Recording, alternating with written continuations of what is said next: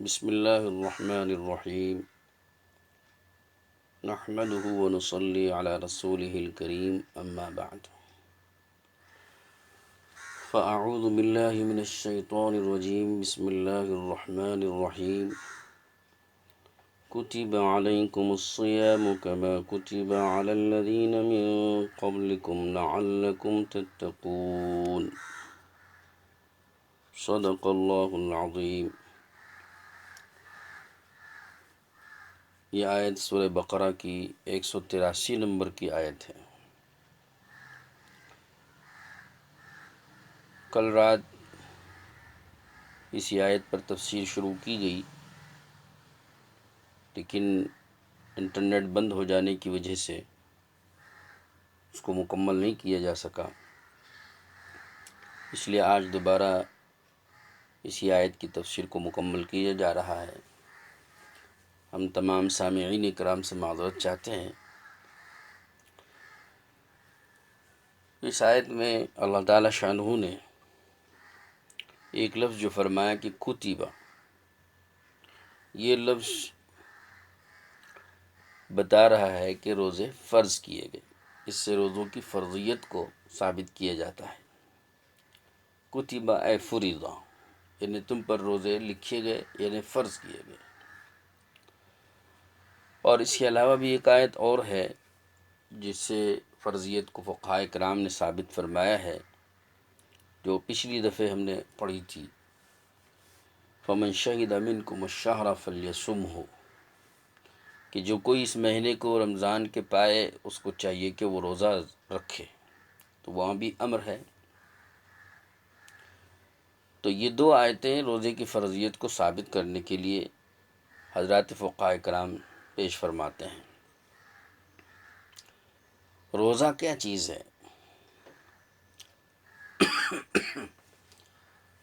روزہ کہتے ہیں طلوع صبح صادق سے لے کر غروب آفتاب تک مسلسل کھانے پینے سے اور عورت کے ساتھ مباشرت کرنے سے روکا رہنا، اللہ تعالیٰ کے حکم روزے کو رکھ کر اللہ تعالیٰ کو راضی کرنے کی نیت سے، اس کو روزہ کہتے ہیں۔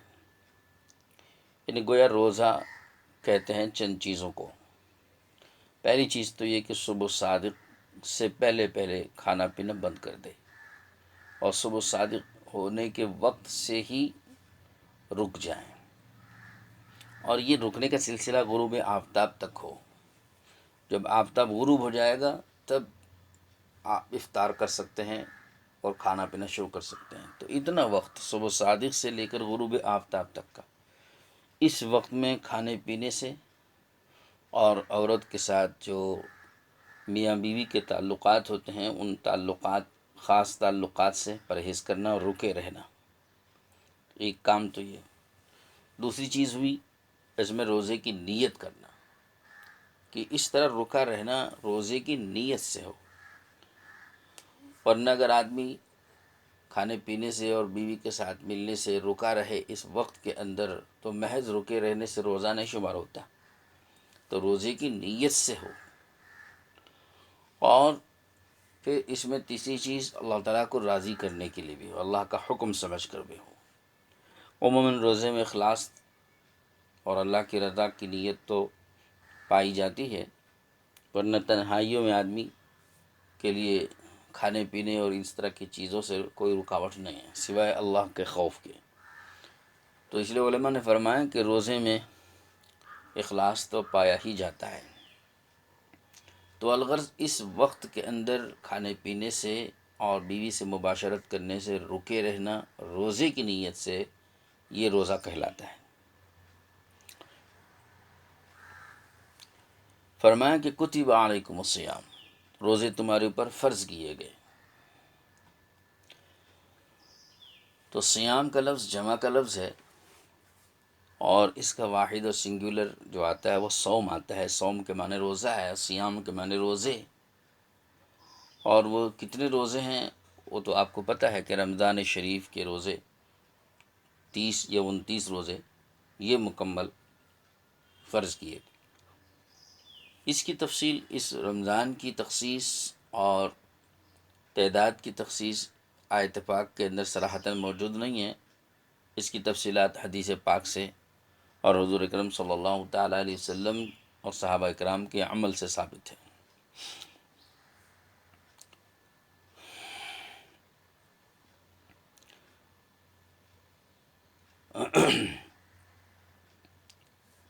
دوسری بات جو یہاں فرمائی جا رہی ہے وہ یہ کہ کما کتب علی الذین من قبلکم، یہ روزے جو تم پر فرض کیے گئے یہ اسی طرح فرض کیے گئے ہیں جس طرح تم سے پچھلی امتوں پر فرض کیے گئے تھے۔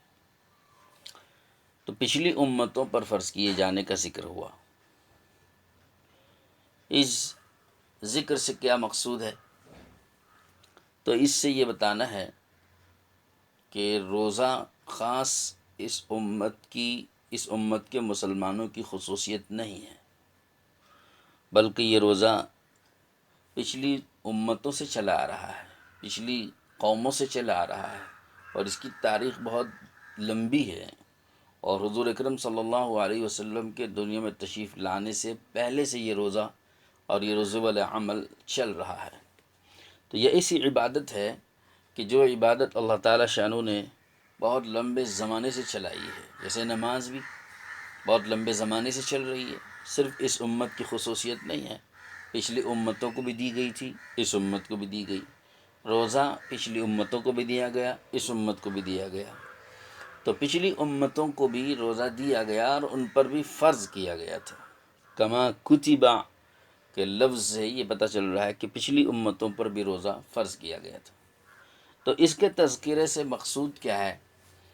بظاہر یہ معلوم ہوتا ہے کہ جیسا کہ علماء تفسیر نے بھی فرمایا ہے کہ روزہ ایک امر شاق ہے، مشقت والا عمل ہے کہ اس سے طبیعت پر گرانی اور مشقت ہوتی ہے، لیکن جب کوئی مشقت والا کام ایسا ہو کہ وہ کئی لوگوں کو دیا جائے اور لمبے زمانے سے یہ چل رہا ہو، تو جب یہ خبر کوئی پائے گا کہ یہ لمبے زمانے سے چل رہا ہے، کئی لوگوں کو یہ دیا گیا ہے، ان سب نے کیا ہے، تو جب اس وقت کا مخاطب اس کو سنے گا تو اس کی طبیعت پر اس کا بوجھ ہلکا ہو جاتا ہے۔ تو اس امت پر روزوں کے بوجھ کو ہلکا کرنے کے لیے اللہ تعالیٰ شانو نے پچھلی امتوں پر بھی روزوں کی فرضیت کا تذکرہ فرمایا، تاکہ اس امت کو ان کے فرض روزے رکھنا ان کی طبیعت پر گرا نہ ہو، بلکہ یہ ہلکا ہو جائے، اور طیب خاطر سے خوش دلی سے یہ روزے رکھیں، اور یہ سمجھ کر رکھیں کہ یہ ایسی عظیم عبادت ہے کہ پچھلے زمانے سے اور پچھلی امتوں سے یہ عبادت چلی آ رہی ہے، تو اللہ نے ہمیں بھی دی ہے، تو ہم کو اپنی خوشی سے اور اپنی طیب خاطر سے خوش دلی سے اس کو انجام دینا چاہیے۔ تو اس کو انجام دینے پر رغبت اور خوش دلی پیدا ہو جاتی ہے، اور جو مشقت کا بوجھ ہے وہ ہلکا ہو جاتا ہے۔ تو یہ ایک حکمت ہے جو اللہ تعالیٰ شانو نے یہاں پچھلی امتوں پر روزوں کی فرضیت کے تذکرے سے یہ اختیار فرمائی ہے۔ پچھلی امتوں سے مراد کون سی امتیں ہیں؟ تو اس سلسلے میں تفسیروں میں دیکھا جاتا ہے تو حضرت عبداللہ بن عباس رضی اللہ عنہما اور مشہور مفسر امام مجاہد رحمۃ اللہ علیہ، ان حضرات کی تفسیروں میں یہ منقول ہے کہ اس سے مراد اہل کتاب ہے۔ اہل کتاب جب بولا جاتا ہے تو اس سے یہود و نصارہ دونوں مراد ہوتے ہیں، دونوں شامل ہوتے ہیں۔ بعض حضرات مفسرین نے فرمایا کہ اس سے صرف نصارہ مراد ہے۔ اب ایک تفسیر میں اہل کتاب مطلقاً جس میں دونوں شامل اور دوسری میں صرف نصارہ، تو یہ جو حدیثوں میں صرف نصارہ کا یا یہود کا یا مطلق اہل کتاب کا عمومیت سے تذکرہ ہوا، اس تذکرے سے یہ نہیں سمجھ لینا چاہیے کہ صرف اہل کتاب کو یہ روزے دیے گئے تھے اور کسی قوم اور کسی امت کو روزے نہیں دیے گئے، بلکہ یہاں ان کا ذکر صرف ایک بطور تمثیل کے ہے۔ مثال کے طور پر بنی اسرائیل کا اور اہل کتاب کا ذکر ہوا ہے اس حدیث میں، ورنہ اور قوموں کو بھی یہ روزے دیے گئے ہیں۔ چنانچہ حضرت آدم علیہ السلام تک جتنی قومیں گزری ہیں وہ تمام قومیں شامل ہیں، اس لیے کہ اللہ تعالیٰ نے یہاں پر جو فرمایا ہے الذین من قبلکم، الذین من قبلکم کا مطلب ہے کہ وہ لوگ، ان لوگوں کو بھی روزے دیے گئے جو تم سے پہلے گزر چکے۔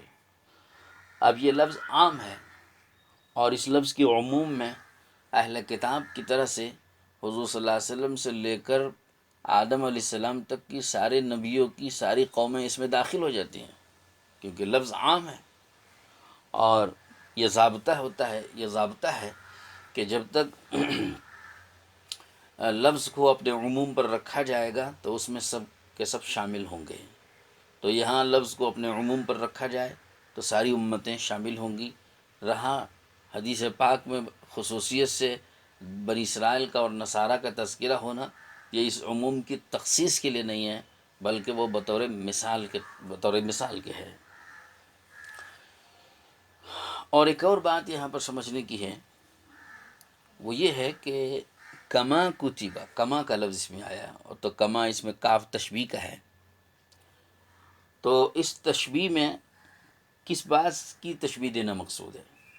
تو اللہ فرماتے ہیں کہ روزے تم پر ایسا ہی فرض کیے گئے جیسا پچھلی امتوں پر فرض کیے گئے۔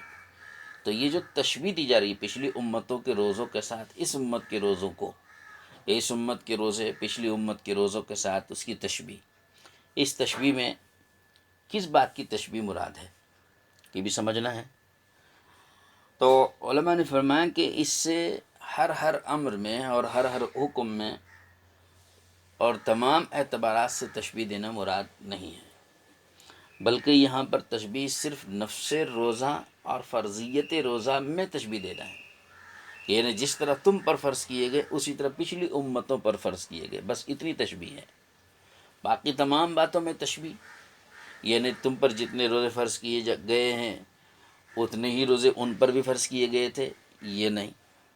اور جس وقت میں جس مہینے میں تم پر فرض کیے جا رہے ہیں اسی مہینے میں ان پر بھی فرض کیے گئے، یہ بھی مراد نہیں، مقصود نہیں۔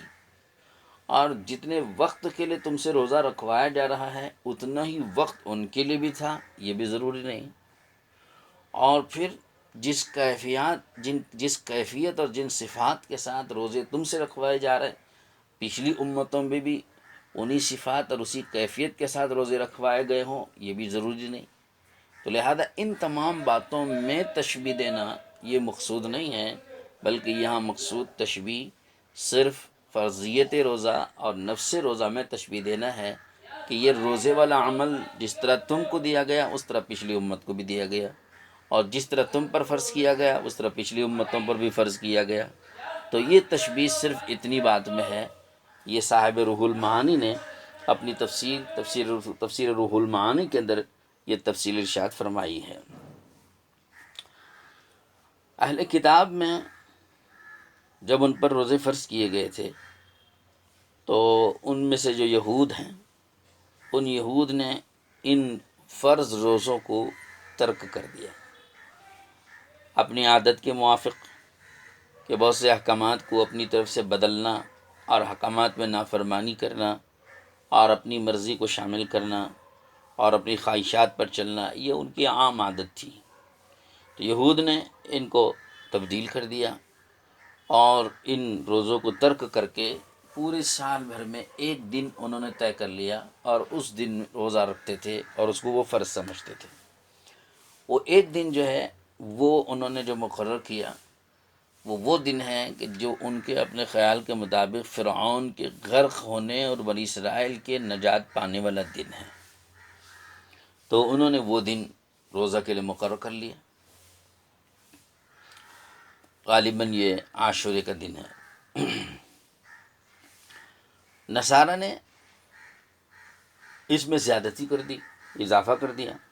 ایک مہینے کے تو ان پر روزے فرض کیے گئے تھے تو انہوں نے 10 دن اور بڑھائے۔ پہلے ان کا ایک بادشاہ تھا جو بیمار ہو گیا، اس کی تفصیل کتابوں میں یوں ملتی ہے، جیسا کہ طبرانی نے ایک مرفوع روایت سے اس کو ذکر کیا ہے کہ ایک بادشاہ ان کا بیمار ہو گیا تو انہوں نے نظر مانی کہ اگر یہ صحت مند ہو جائے اور شفا یاب ہو جائے تو ہم 10 دن کے روزے بڑھائیں گے۔ چنانچہ وہ صحت مند ہو گیا اور 10 دن کے روزے انہوں نے بڑھا دیے۔ پھر کوئی ایک اور بادشاہ آیا، اس کو کوئی تکلیف ہوئی تو انہوں نے پھر نظر مانی کہ اگر اس کو اللہ شفا دے دے تو ہم 7 روزے بڑھائیں گے، تو اور 7 بڑھ گئے۔ پھر ایک بادشاہ آیا تو انہوں نے کہا کہ ہم اس میں یہ 3 روزوں کو اور پورا کر دیں گے تاکہ پورے 50 ہو جائیں اور راؤنڈ فگر ہو جائے۔ تو اس طرح انہوں نے 50 مکمل کر لیا اور اس کا وقت بھی تبدیل کر دیا اپنے حساب سے۔ تو اس طرح روزوں میں اضافہ کر کے 50 روزے انہوں نے کر لیے، اور یہ ان کے لیے شاق ہو گئے، دشوار ہو گئے۔ اور یہی اسی طرح کی حرکتیں اور اسی طرح کی عادتیں بنی اسرائیل کے متعلق منقول ہیں کہ وہ اپنی طرف سے کچھ تبدیلیاں احکامات میں کرتے تھے اور پھر وہ ان کے لیے بوجھ بن جاتی تھی، اور پھر اس کو پورا نہیں کر سکتے تھے، اور پھر اللہ پاک کی ناراضگی کا اور اللہ کی پھٹکار اور ناراضگی کا وہ سبب بنتا تھا۔ تو غرض ہماری یہ سعادت ہے اس امت مسلمہ کے لیے کہ ان کو وہ عبادت دی گئی جو عبادت پچھلی امتوں سے چلی آ رہی ہے، اور اللہ نے اس امت کو بھی وہ نصیب فرمائی۔ اور اللہ کا شکر ہے اپنے نبی پاک سرکار دو عالم صلی اللہ تعالیٰ علیہ وسلم کے طفیل میں اور آپ علیہ السلام کے صدقے میں یہ امت ان احکامات پر بے عین ہی قائم ہے، کسی رد و بدل کے بغیر۔ پھر آگے اللہ تعالیٰ نے فرمایا کہ لعلکم تتقون، تاکہ تم تقوی والے ہو جاؤ، دھیرے دھیرے تقوی تمہارے اندر آ جائے۔ یعنی روزے کا یہ فائدہ اور روزے کی یہ خاصیت بتائی جا رہی ہے کہ اس سے آدمی میں تقوی پیدا ہوتا ہے۔ تقوی اس سے کیسے پیدا ہوگا؟ صاحب روح المعانی نے اور دیگر حضرات نے بھی اس کو نقل فرمایا ہے کہ جب آدمی بھوکا رہتا ہے، روزے کی حالت میں بھوک سے اس کو گزرتا ہے تو بھوک کی وجہ سے نفس آدمی کا دب جاتا ہے اور کمزور پڑ جاتا ہے۔ تو جب نفس کمزور پڑے گا اور وہ دب جائے گا تو اس کی خواہشات بھی دب جاتی ہیں، تو اس طرح نفس پر قابو آسان ہو جاتا ہے۔ جب نفس قابو میں آ گیا تو اب اس نفس سے جو نفسانی حرکات ہوتی ہیں اور نفسانی خواہشات پر اکسانا اس کی طرف سے جو ہوتا ہے، یا شیطان کے اکسانے پر نفس اس کا ساتھ دے کر معاصی کی طرف جو اس کو لے جاتا ہے، تو یہ سارا معاملہ کمزور پڑ جاتا ہے اور آدمی سے معاصی کا صدور کم ہو جاتا ہے۔ جب معصیت کا صدور کم ہوا اور گناہ کم ہوئے، اسی کا نام تقوی ہے۔ تقوی اور کسی چیز کا نام نہیں ہے سوائے معصیتوں اور گناہوں اور نافرمانیوں کے ترک کرنے کے۔ تو اس طرح روزہ یہ تقوی کے پیدا کرنے کا ذریعہ ہوتا ہے، اور یہ بات حدیث سے بھی ثابت ہے۔ بخاری مسلم کی روایت ہے، حضرت عبداللہ بن مسعود رضی اللہ تعالی عنہ نے فرمایا، حضور اکرم صلی اللہ علیہ وسلم کا ارشاد ہے، یا معشر الشباب من استطاع منکم الباءة فلیتزوج فإنه اغض للبصر واحسن للفرج ومن لم يستطع فعليه بالصوم فإنه له وجاء۔ اے نوجوانوں، جو تم میں سے استطاعت رکھتا ہو قوت باہ کی، اس کو چاہیے کہ وہ شادی کرے، اس لیے کہ یہ نگاہ کو بہت زیادہ جھکانے والی چیز اور شرمگاہ کو اور آبرو کو محفوظ رکھنے والی چیز ہے۔ پھر آگے فرمائیں کہ جو اس کی استطاعت نہ رکھتا ہو، باء کا لفظ جیسے قوت باہ کے لیے بھی آتا ہے، تو ومن لم یستطع سے فرمایا کہ جو اس کی استطاعت نہ رکھتا ہو، یعنی جو اس حق کی ادائیگی میں قاصر ہو، جس کو اس حق کی یعنی بیوی کی حق کی ادائیگی میں جو قاصر ہو، کہ اس کو اپنی زوجیت میں لا کر اس کے حقوق ادا کرنا، اس کے نفقہ اور دیگر تمام ذمہ داریوں کو ادا کرنے کی جس میں استطاعت نہ ہو۔ اب ایک طرف تو وہ اپنی خواہش کو اور اپنی اس انسانی فطری تقاضے کو بھی اسے پورا کرنا ہے، اور وہ پورا کرنے پر قادر بھی نہیں ہے. تو ایسے شخص کے لیے اللہ کے رسول صلی اللہ علیہ وسلم نے یہاں پر یہ علاج بتایا کہ جو اپنے آپ کو اس قابو میں رکھنا چاہتا ہو اور اس کے فطری تقاضوں سے اپنے آپ کو روکے رکھنا چاہتا ہو، تو اس کو چاہیے کہ وہ روزہ رکھے. اس تقاضے سے اپنے آپ کو روکے رکھنے کے لیے حضور اکرم صلی اللہ علیہ وسلم نے یہ علاج بتلایا ہے کہ وہ روزہ رکھے، کہ فَإِنَّهُ لَهُ وِجَاء، کہ یہ روزہ اس کے لیے ڈھال بن جاتا ہے. یعنی جو نفسانی خواہش اور فطری تقاضا جو اس کے دل میں پیدا ہوتا ہے کہ جس کی وجہ سے وہ نکاح کرنا چاہتا ہے، لیکن نکاح کر کے اس کے تقاضے پورا کرنے پر قادر نہیں ہے، تو اب کیسے اپنے نفس کے اس تقاضے اور فطری تقاضے اور خواہش کو کیسے روکے.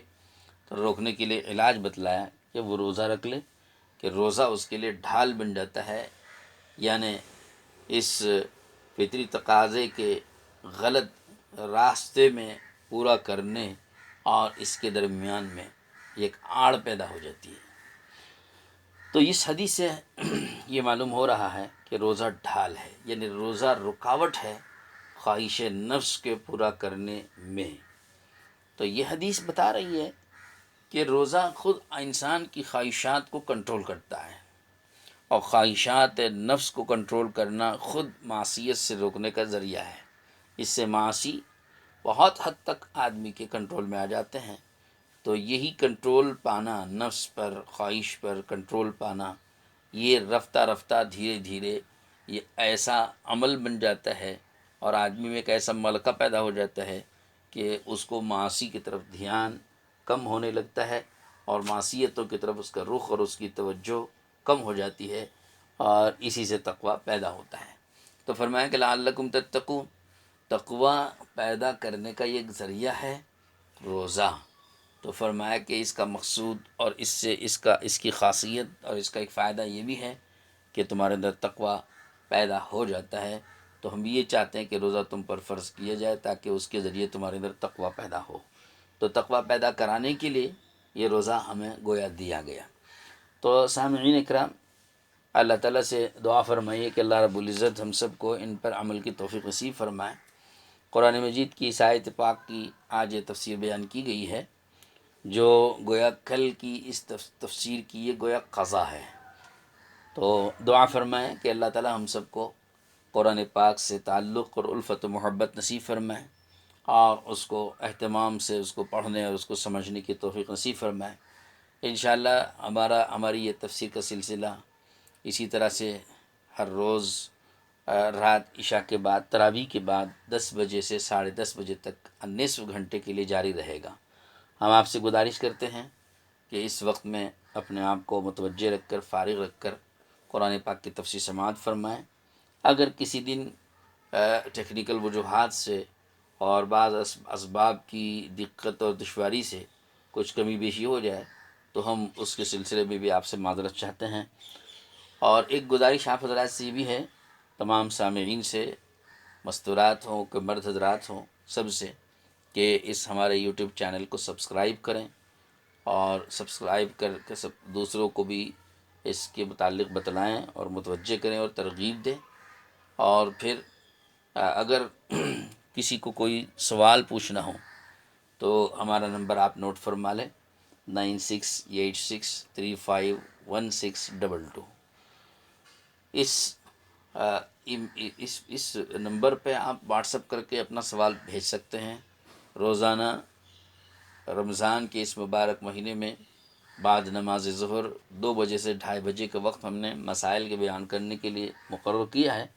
کوشش کی جائے گی کہ آپ کے سوالات جب آئیں تو ان سوالات کے جوابات بھی دیے جائیں بغیر نام بتائیں. اور سوالات آئیں یا نہ آئیں، یہاں مسائل مستقل لوگوں کی ضرورت کے ہیں، وہ سلسلہ وار انشاءاللہ بیان ہوتے رہیں گے. وآخر دعوانا ان الحمد للہ رب العالمین.